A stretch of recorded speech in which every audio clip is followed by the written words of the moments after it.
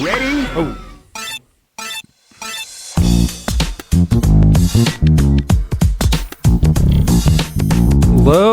Hello. And welcome to Rhythm and Pixels 39-3. This is the holiday chat. Holiday chat with Rob and Pernell. I hope that you've been enjoying the special morning rush episodes that we've been putting out. I just want a little something a little extra for your holiday stockings. In addition, if you're listening to what he just said and you're thinking, I do enjoy it, then the follow-up question becomes, we need DJ names. We need cool DJ names, right? That's right. I was like, Howlin' Mad Pernell doesn't sound right because usually Howlin' has to have like Howlin' Howie or some kind of garbage pail kid like alliteration. Right, so the alliteration with Pernell, we get the P, right? So it's going to be... punctual Pernell doesn't sound too punctual great. Pernell, you are punctual. I'll give you that. I'm punctual Pernell. Like that. It's like... bringing you your music at 8 a.m. on the dot. I'm personable Pernell. It's like perfunctory Pernell. Perspicacious. Perspicacious. Yeah, that's how we're getting perspicacious. Yeah, what's a good Rob? Roaring Rob? No.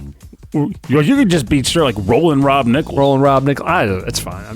I feel like each one I'm going to do something a little different. Rambunctious Rob Nichols. And I might make more like little openers, but like this one I have time for it. Rat-a-tat-tat Rob. We are planning on our 10-year show. We started the show in 2025. I'm sorry, 2015 is what we... I'm the tired one. November of 2015 was our first episode of Rhythm and Pixels. So this is our 10th year. Our 10th year of the show. And I think we're just going to celebrate it that way for now. Peeling back the curtain for the listeners is that I've been really enjoying these past episodes. I've really enjoyed editing them. And I've really enjoyed doing the radio show. And I haven't had a lot of time to do anything else. And I would rather do something special for an anniversary rather than just do like an episode and be done with it. Because I'd rather have fun and keep my enthusiasm for the show going than like have to sit and do work. I was going to ask what made these episodes different, but you just kind of answered it. I think they're just fun. They've just been a lot of fun. I feel like it's been good music. We've just been hanging out and I like it. Not to say that I don't also like having guests on the show, and I think we should have some guests on the show soon. We still have Gonzalo on the pipeline. Yeah, that's right, Gonzalo Varela, who is the composer of Fight and Rage. And he recently was a contributor to Neon Inferno. Oh, awesome. Mm-hmm. I know that game. Oh, it's good. It's a good one. Yeah, like we talked to him. It's like what happened was like I had a review of it for SML, Small World situation, in that Francis is on basically on the team that does their Francis, PR. your friend. Yes. Yeah. He's on the team that does like their PR and like just marketing relations and stuff. So he just happened to be the person sending the codes to SML. I'm like, wait, I know that guy.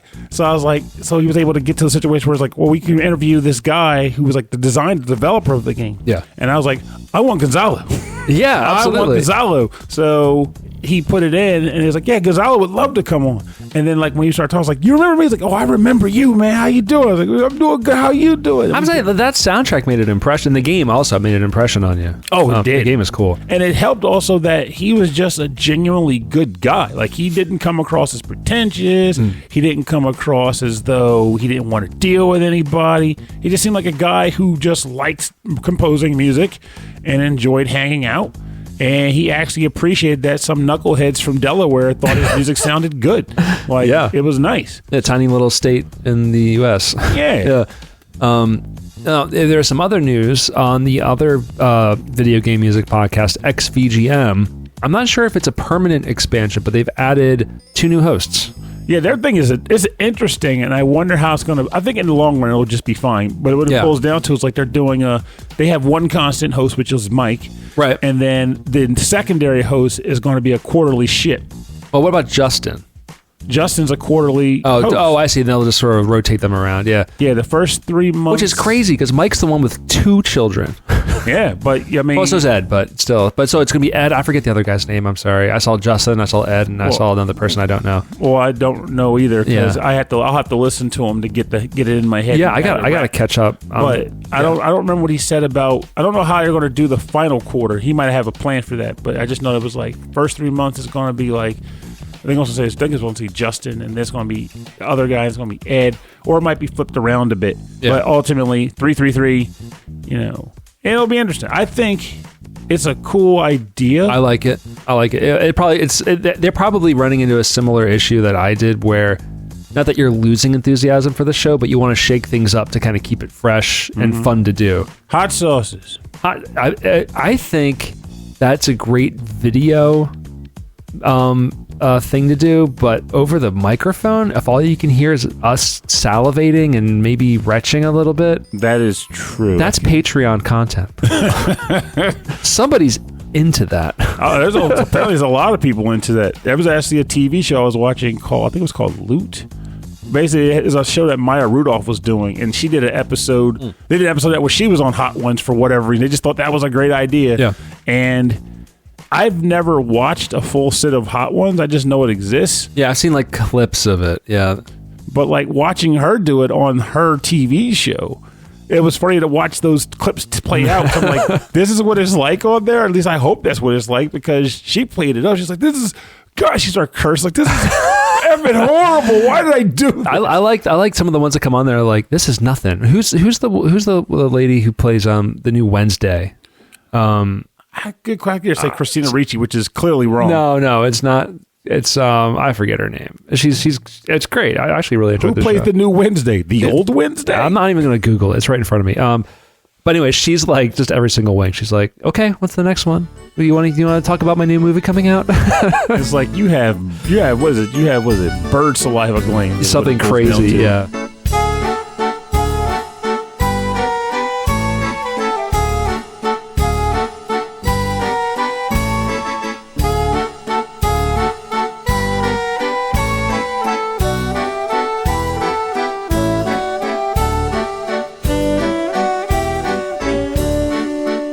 But there's a bunch of shows like that. There's one that's called Last Meal, where like there's a chef who interviews them and he asks like what their perfect last meal would be, and he cooks it for them. It seems so morbid though, because that also means that now they've had their meal. Is it really the last meal? Now they got to come up with a new last meal. I mean, do you have a last meal? Okay, I won't cook it for you. I was like, that's dangerous because I have to change my last meal. Then again, I feel like me mentioning it is going to contradict my own statement, because all I can think of is something like catfish. Catfish, right? Yeah. Fried catfish and black eyed peas and bean soup. You're like me, where it's like it's not, the thing isn't special, but like if it was made perfectly, like just the way you like, just perfectly, then that's a whole other. Like if pizza for me would probably be in there, but it has to be like perfect. Well, I'd say it's a little bit of both, because no matter what you get, if it's going to be your last meal, you don't want some like freshman chef making it for you. It's going to come out like trash. It's like, well, yes, edible, but it's literally the last thing I'm eating, and I got to remember food tasting like this. What's that market in Philly? The Reading Terminal. Reading Terminal. I want baklava from Reading Terminal Market. That's in my list. I want a chocolate-covered onion. There's a spot in there. Oh, no way. You can keep that. Yeah, you eat that. You're out. Yeah, that is your last meal. Practical joke as a last meal. That's a great time. But no. There's a place that makes amazing baklava at Reading Terminal Market, and that would be part of it, because that's so. Oh my God. Actually, I take back what I said so earlier. Good. Oh, and I know exactly what I've decided. It's done. What? It's going to sound so pretentious, but I was in Paris earlier this year. I had escargot. And there was a place that did shawarma in these giant like wraps, these big pita wraps that was full of like peppers and onions, and carrots, and this sauce. And I couldn't get enough of it. It was insane. We ate there almost every day. I wouldn't call that pretentious. Roshni ate there with us too, and she's like, she'll forget to eat. She's the kind who's like too busy to think about food sometimes. But she's like, hey, are we going to that spot today? And I was like, yes, because there's like 3 more items that we have to try. See, it's funny. Incredible. See, it's like, that's why I don't think it's pretentious, because I was thinking about it right before you said that. I was like, actually, in retrospect, I'd probably change mine, because I still love those things. They're like my youthful comfort foods, and they've stuck with me. Yeah. But as an adult, I learned about other foods, and the foods that stick out the most are the ones that involve the most spices. So you have things like, again, curries. You have... Oh, like number of spices, not like spicy. Yeah, exactly. Yeah, exactly. The variety of spices and how they're used for a dish, like a good chunk of Indian food. My dry pot obsession that I've gotten into lately, curry, going back to that again. I would have stuff like that.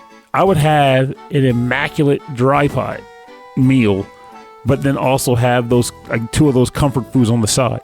Yeah. Curry is an option too, but if I have to fit it all in there, I'm gonna take the dry pot before the curry, and then get. I don't think I've had dry pot beef. Dry pot is crack. I went. Why is it called dry pot? So I'm probably gonna get it wrong, and if Yosuke were to hear this, he'd slap me. But it's essentially a variety of spices. Yeah. And the food that you take and cook it with is all kind of sauteed together in a giant wok pan of sorts.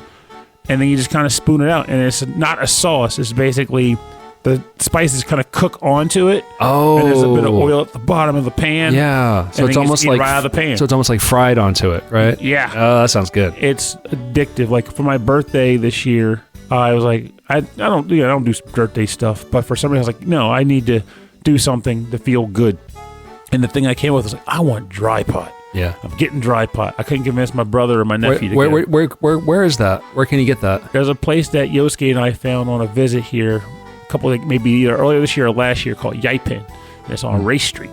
So that's my go-to in Philadelphia. Darnell and I tried another place. It had to have been last year because on my birthday last year, Darnell drove me up and we tried a different one and it wasn't nearly as good.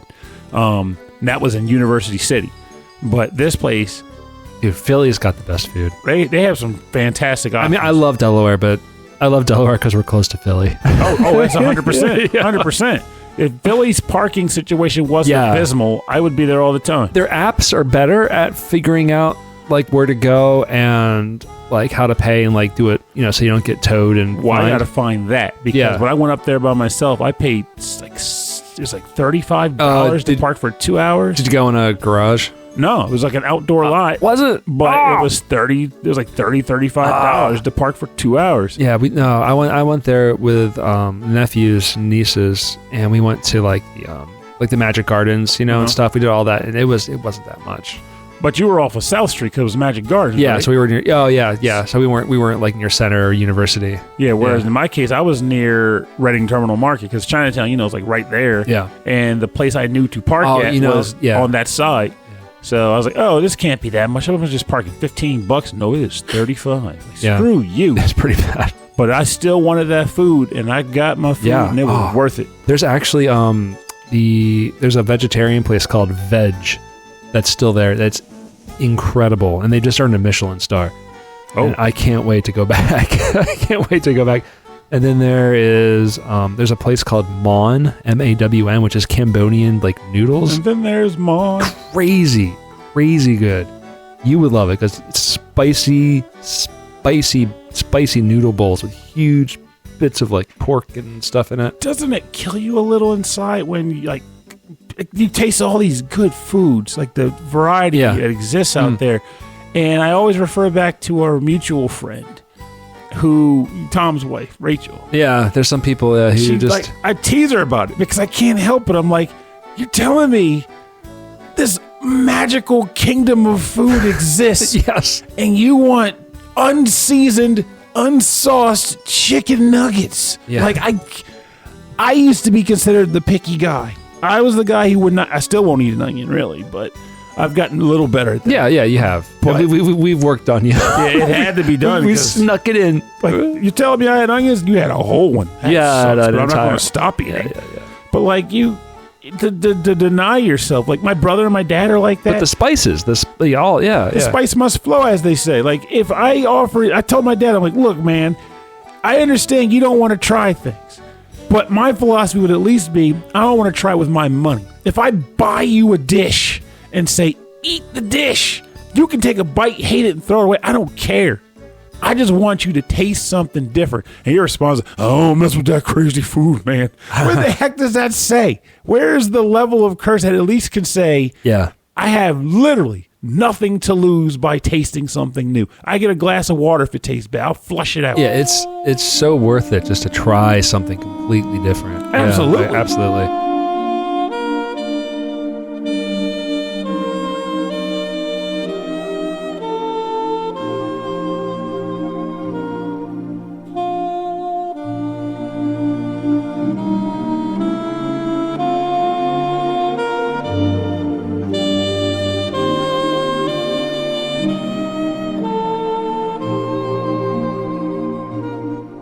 So we're not doing an episode for it this year, so we got to at least have a general slight dialogue about Okay, let's talk. What are we talking about? Game of the Year. Game of the Year. Now, like we know in your case... It's like, Bellatra. I'm still playing it. Yeah, it is. I mean, what's left?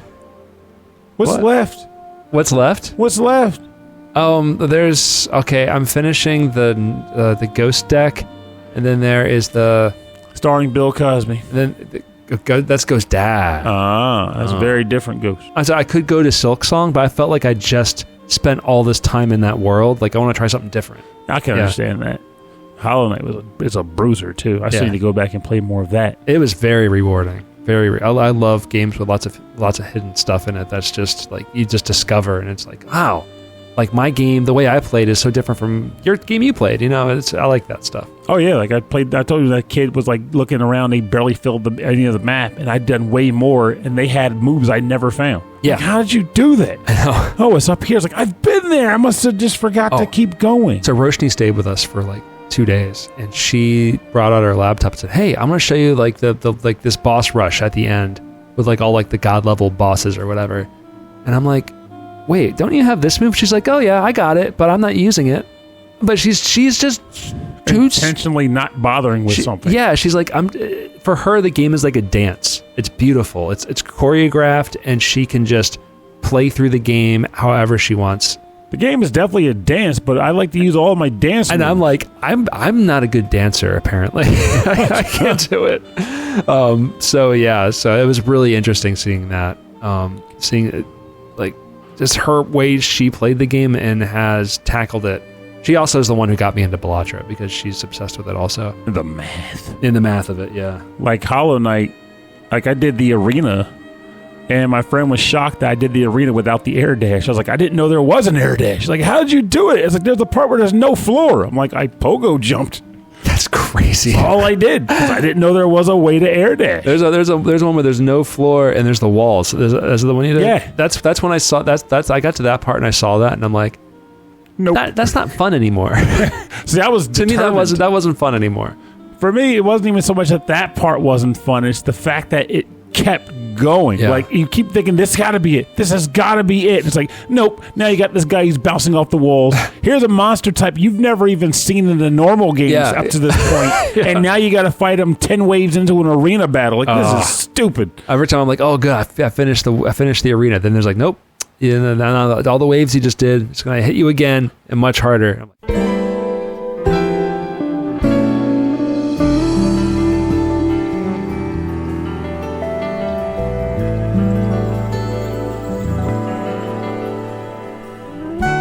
the difficulty of Celeste, I really liked, but I liked it only because you weren't penalized so hard for dying. Yes, and I think that's where we're at in general with how to make games difficult but fun.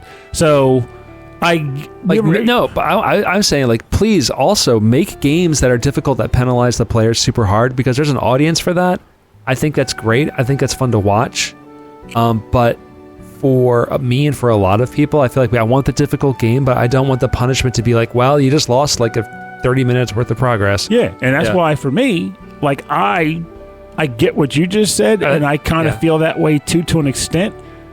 But so I'll never pick it back up again. I feel like at the end of the day, it should be within reason. Like, to give an example, the obvious example, you look at Ninja Gaiden 1. If you lost to the boss, you get kicked back to the start of the stage. Yeah. That is stupid. because you've already shown that you are capable of getting through the stage. Yeah. You can do it. The other side of that, though, that's one of the few NES games that had like infinite continues. Oh, yeah. So you could just keep going. And I remember like... Until 3. I remember gave you 3 continues. I remember rediscovering Ninja Gaiden 1 and 2 in high school and being like, oh, that's right, these games are great. And you can keep playing them. Like, you're not going to keep playing and then like, oh, I'm out of continues. I just played for 15, 30 minutes. I don't have to start from the beginning again. But I'll be blunt. Nice, except for the end. But I'll be blunt. If the choice was I get 3 continues or you get infinite continues, but you have to do all the stage 6 levels every time you go at one of the 3 phases at the final boss, I'll take the 3 continues. Thank you. Yeah, that's more than unfair. Like, I just beat Silent Hill F. I still have one more ending to get. Okay, that's up there for you, right? We're talking about games of the year. Oh, yes, that's one of my top 3. That's awesome right now. Yeah. And I don't stick with games too well these days, but I played so much. I think I got 65 hours into a Silent Hill game. That's never happened before. But the final boss for the true ending, it's basically, I'm not telling you what they are or why they're there or whatever, so it's not a spoiler. But you're basically fighting gods. You're fighting Dark Souls bosses at the end of Silent Hill. And it is like a 10-phase fight. I was one of the few fools who did it on the hardest difficulty as his first run of the hardest difficulty. It's like, I want to do the hardest ending with the hardest difficulty. Let's see how this goes. It took me an hour and a half to get it right. And partly why that was more reasonable to be done, and I actually didn't sacrifice as much sleep as I could have, is because the game was merciful on checkpoints. Checkpoints in that battle were every 2 or 3 phases there was a checkpoint. Oh, that's okay. So like, it wasn't just like a long battle. Like, they actually gave you points where if you failed, you can kind of start back up where you were. Yes, and they did a thing which I respect, where they start you there with where you came at. So if I burned 3 health kits on the previous phase, they stay going. Yeah, so it's not like Gradius, where it's like, oh yeah, we'll start you back midway through the stage, but you lost every power up along the way. Yeah, that or would you burned through all of your resources. Yeah, that would be horrible. At least in this case, they do. If you burned your own resources, that'll go. Yeah, you're boned. But it's important that they did that too, because I was just talking to the wise guy about this the other day. He was like, the game looks like it's really sluggish. I don't know. I was like, no. This game, once you get to a certain point and everything starts to click, it is not sluggish. You are in it. And I could prove it by the final boss, because all the phases made you do everything you've learned throughout the game. But the final phase required you to be good at perfect dodging. Perfect dodging.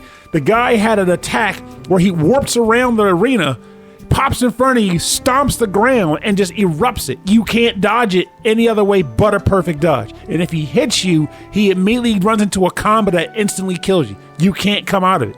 So I was like, I have to get this exactly right. I had to do a perfect dodge into an immediate counter every time. That's the only way I was able to do it, because I tried everything else. Right. I was like, if I can figure out what his attack pattern is, I can get away from him. No, you can't. I can't get away from this guy. He has attacks that shoot across the entire arena, so he can go all the way back and still kill me.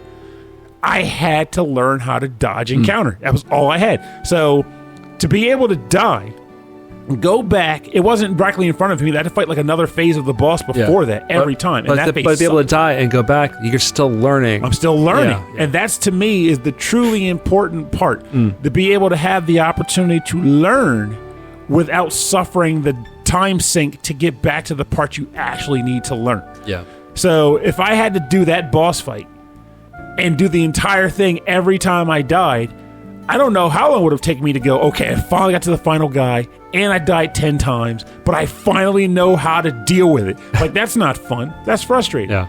I love retries. I like learning. I like the suffering, but I'm old and I don't have a lot of time. Exactly. I need a little bit of a relief here.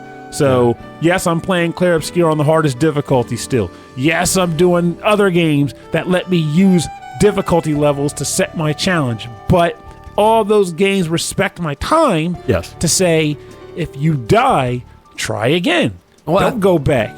It's changing what used to be like, if you're playing the game, the real game is the hardest difficulty. You know, the real ending is if you play on the super, super, super hard, you know?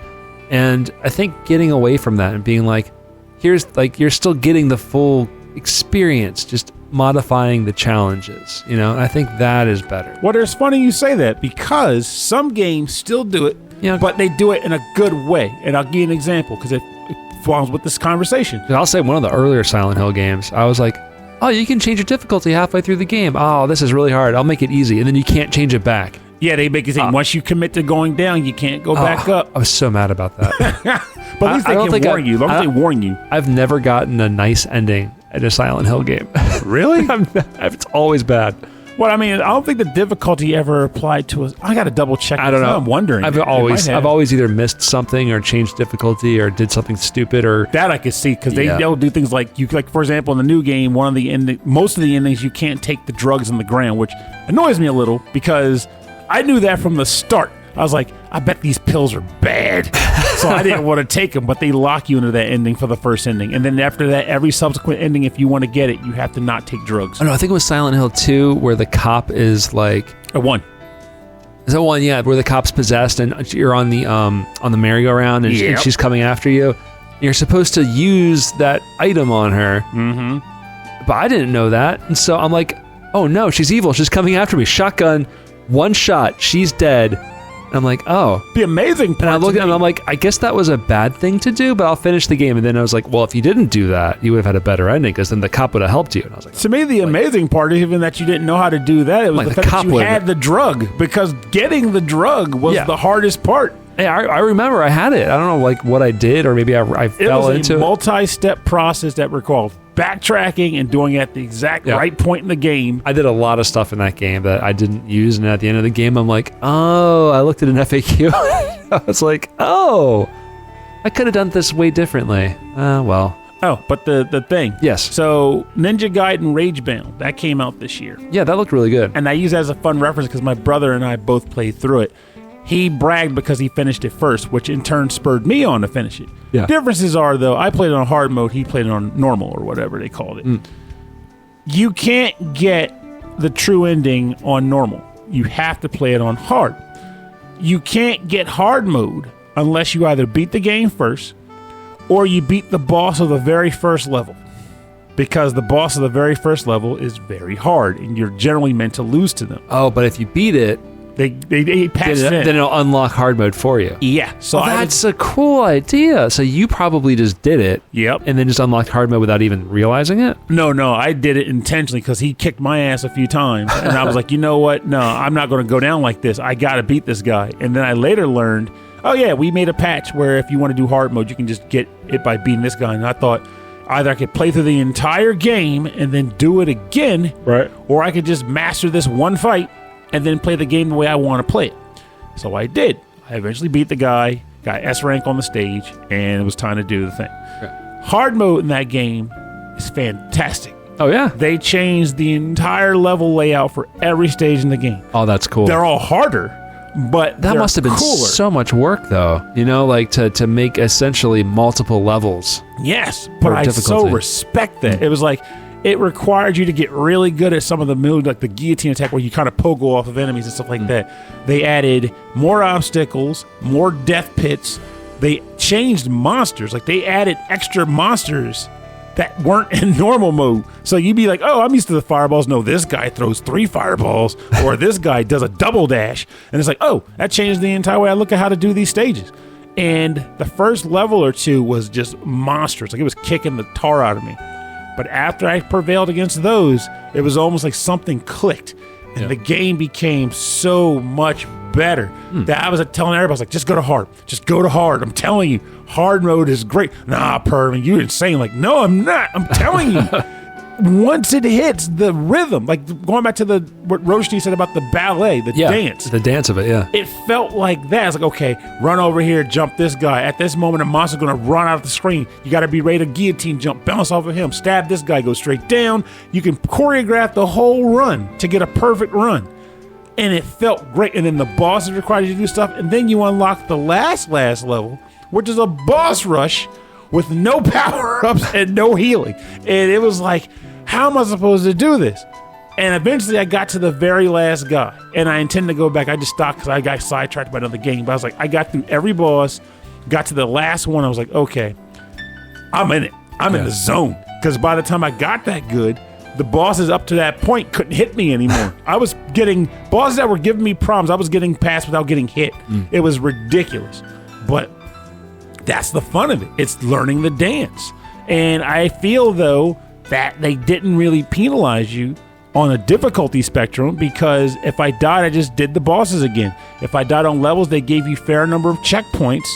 Yeah. So I could retry until I get it right. Yeah, there's a grade system, but if you're just trying to get through it, you don't care about the grade system yet. Yeah. If you wanted to go online and be like, hey, I did this, look at the grades, like, that's great. It's there for that. But if you're playing through the game and enjoying it and learning the mechanics, and like, that's a really good way of doing it. Especially with a game like, I'm assuming Ninja Gaiden is still a side-scrolling action platformer, right? So difficulty is part of the experience. Yes. Yeah.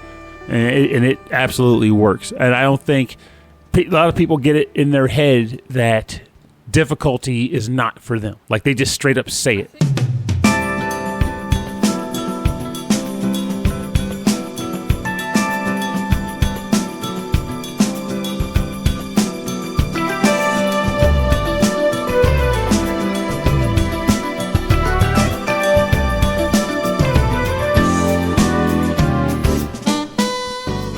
I think there needs to be, I don't think difficulty and challenge are analogous. I think difficulty and challenge are very different things. And I think enjoying a challenge is part of why we enjoy games. And then if something is incredibly difficult, it's like, well, then that's just adding to that might be worsening some of the experience to a point. You know, you increase the difficulty to increase the challenge, and then at a certain point, that it's not a challenge anymore. It's just a wall. Yes. And I look at my I look at my game system, and I'm like, if I turn that on, I'm gonna have an hour and a half of a bad time trying to do something that's just like a very small part of the game. And there's the scary part of that analogy, though, too. It's the aspect that I think they kind of have to work together in tandem because of the different flavors that everybody possesses. Because I might be getting this way wrong, but to me, a difficulty is what is curated by an entity that says, I want this to be the thing that either gives you a challenge or stops you in your tracks, flat out. Well, I mean, the challenge, though, is how does the individual take to it? Is this a challenge? Is this difficulty a challenge to you? So what may be a challenge to me may not be a challenge to you. But the difficulty was set the same way regardless. And also, how important, like to the designers of the game, how important is that to the game itself? Because if it isn't that important, then they aren't going to have to do that. But if the challenge is important, like it is with Celeste, where like the difficulty of the game is integral to the story, then don't make it so much of a challenge. By giving you so many, by making the penalty like, oh, you just go back to where you were, you know? Yes. Rather than like, oh, well, you go back to the beginning. So we talk about difficulty on the show a lot because it's near and dear. Yeah. But I think it's true. I think it's important to some games. It's not as important to others. I think for like large, quote unquote, AAA games that are trying to appeal to a much larger audience, they really have to consider that because they're trying to appeal to a lot more players. Well, a lot of those guys, they make it simple by just using number sliders. And you could do that. Make this part difficult, make this part scale harder or easier. And I think you could just do that. But there's so many games out there now. And I mean, and you know this, like the Steam store, wherever Nintendo store, it's enormous. So you're going to find something for you. You just got to find it. Yeah. Basically, if you want it, someone's making it. Yeah, someone's making it. Yeah. And you just got to find the right people to recommend things to you. Like, I mean, my niche right now is very specifically card games revolving around cooking. And there are surprisingly a number of those right now. Well, I'll tell you what, let's get into the next one. So, thanks everybody for tuning in. We'll see you next week for Rhythm and Pixels Prime. This was not Prime. Secondary. No, this is chat. This is chat. We're just chatting. We were just chatting. All right. So we're gonna get back to the next one. So we'll see you next week. Peace.